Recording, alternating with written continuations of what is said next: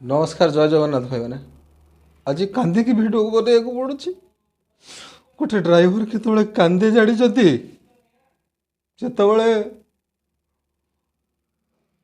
Latrine ଲାଗୁଥିବା ବେଳେ जो कंपनी को माल नहीं थाऊ ସେତେବେଳେ ଲାଟିନ୍ ମନା ଯେତେବେଳେ ଗାଧୋଇବା ପାଇଁ ଗଲାବେଳେ ସେତେବେଳେ ବାଥରୁମ୍ ମନା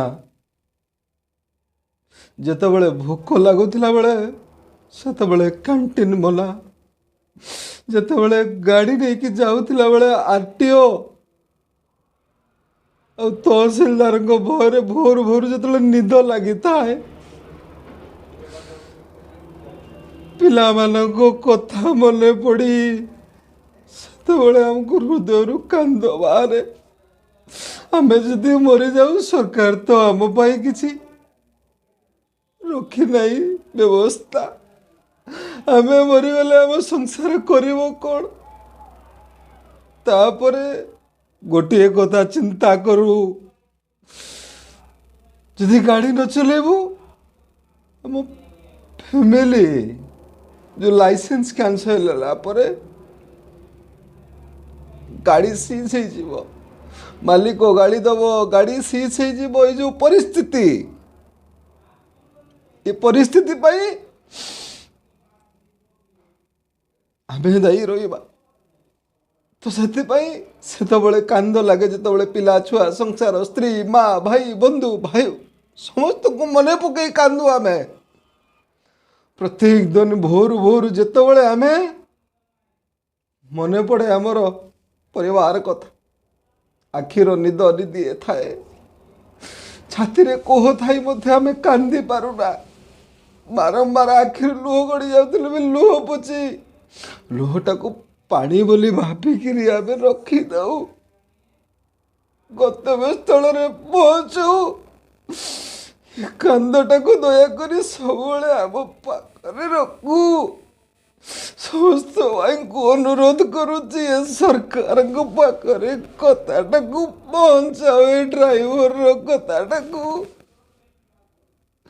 ପ୍ରତ୍ୟେକ ଦିନ କାନ୍ଦ, ଭୋରୁ ଭୋରୁ ଯେଉଁ କାନ୍ଦୁ ଆମେ ପିଲା ଛୁଆ ସଂସାରକୁ ମନେ ପକେଇ। ନିଦ ଆସୁଥାଏ ହେଲେ ଶୋଇପାରୁନା, ଭୋକ ଲାଗୁଥିଲେ ବି କ୍ୟାଣ୍ଟିନ୍ ଖାଉନା, ପାଣି ପିଇକିରି ରହିଯାଉ। କାରଣ ଏ ଯେଉଁ ପ୍ଲାଣ୍ଟ ମାନଙ୍କରେ କ୍ୟାଣ୍ଟିନ୍ ଆମ ପାଇଁ ଜାଗା ନାହିଁ। ଏ ବଡ଼ ବଡ଼ିଆ ପ୍ଲାଣ୍ଟ ମାନଙ୍କରେ ଆମ ପାଇଁ ଲାଟ୍ରିନ୍ରେ ଜାଗା ନଥାଏ। ପାଣି ଟୋପେ ପାଇଁ ଗଲାବେଳେ ଅନେକ କଥା ପଚାରନ୍ତି, କିଏ ତମେ, କାହିଁକି ଆସିଛ? ସେଥିପାଇଁ ସମସ୍ତଙ୍କୁ ଅନୁରୋଧ, ସରକାରଙ୍କ ପାଖରେ କଥାଟିକୁ ପହଞ୍ଚାଅ। ମାନେ ଭାବନ୍ତୁ ନାହିଁ ଯେ ଡ୍ରାଇଭର ମାନେ କାନ୍ଦୁଛନ୍ତି, କାହିଁକି ନା ଡ୍ରାଇଭର ଆଜି କାନ୍ଦୁନି ଆପଣମାନଙ୍କୁ ଖୋଇବା ପାଖରୁ ଆରମ୍ଭ କରି ଗନ୍ତବ୍ୟସ୍ଥଳରେ ପହଞ୍ଚାଇବା ପର୍ଯ୍ୟନ୍ତ ଯେଉଁମାନେ ସାହାଯ୍ୟ କରୁଛନ୍ତି ସେଇମାନେ ଆଜି କାନ୍ଦୁଛନ୍ତି। ସେଇଥିପାଇଁ ହାତ ଯୋଡ଼ି ବିନମ୍ର ଅନୁରୋଧ, ସରକାରଙ୍କ ପାଖରେ ପହଞ୍ଚାନ୍ତୁ। ସରକାରଙ୍କ କାନରେ କଥା ପଡ଼ୁ।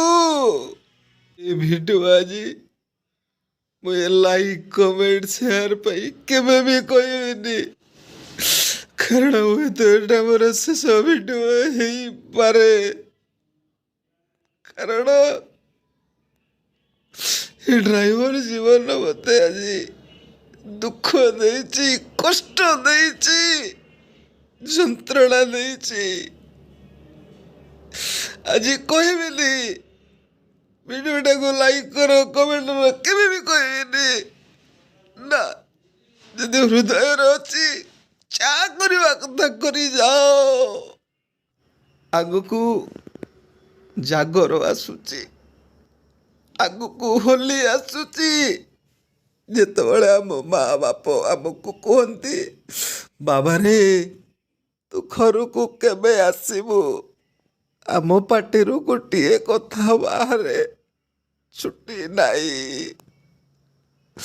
ସ୍ତ୍ରୀ ଯେତେବେଳେ କହେ କେବେ ଆସିବ, ଗୋଟିଏ କଥା ଆମ ପାଟିରୁ ବାହାରେ, ଆମର ଛୁଟି ନାହିଁ। ଆମ ପିଲାମାନେ ଯେତେବେଳେ କହନ୍ତି ବାପା ତମେ କେବେ ଆସିବ, ଗୋଟିଏ କଥା ବାହାରେ, ଆମର ଛୁଟି ନାହିଁ। ଆମେ କ'ଣ ମଣିଷ ନୁହଁ? ଆମେ କ'ଣ ମେସିନ୍ ହେଇଗଲୁ କି ଭାଇ?